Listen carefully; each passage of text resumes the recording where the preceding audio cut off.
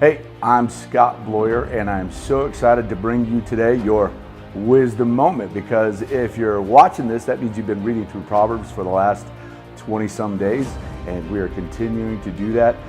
Pastor Larry's the odd guy. I'm the even guy, so I just wanted to make sure we knew that. And so I'm going to start with Proverbs chapter 22. Now, here's the thing. We're not going to read through the whole chapter because that's your job. You should be doing that on your own. So I'm going to pick out some verses that I felt were kind of appropriate. Like Proverbs chapter 22, verse 6. Direct your children onto the right path, and when they are older, they will not leave it.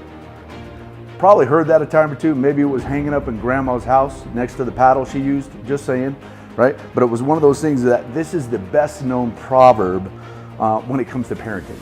Now, there are tons of different verses throughout Proverbs that are about parenting and about discipline, but this one is probably the most famous.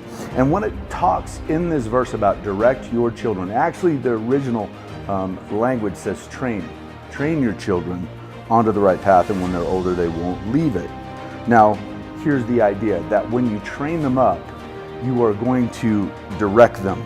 You're going to set aside, you're going to narrow what happens in their life. The goal is that you narrow it down so that there's biblical wisdom and leadership, that you dedicate your life to them understanding who God is and how they're supposed to live their life as they follow Him. You are to prepare your children to live out that life, giving them options and opportunities to grow in faith. And then the last thing is you're supposed to exercise and train them for adulthood.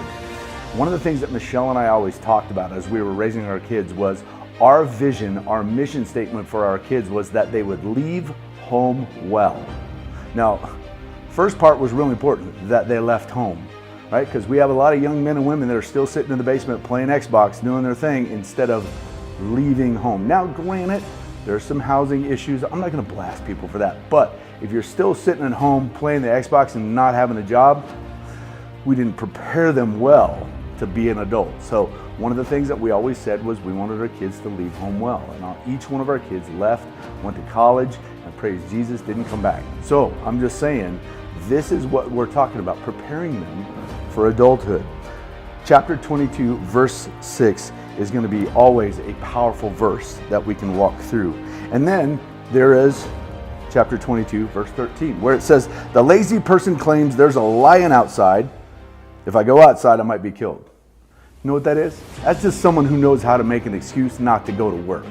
So they're just saying, you know what? There might be a lion out in Aurora, so I don't have to go get a job. Wrong answer, Tiny Tim. Again, it's about developing them, preparing them to live life. See, this is important for us to understand as we get to verse 15, which is another verse on parenting. It says, a youngster's heart is filled with foolishness, but physical discipline will drive it far away. We all know that when people are young, sometimes they act foolish. If you're sitting there, no, I never did that, then that just means you're a good liar. The thing is we all do foolish things, but discipline will drive it far away. Now it says physical discipline. I want to understand, a lot of people will take this out of context because that will go back to, the statement that was next to grandma's paddle. It's not always about physical discipline. It's about mental discipline.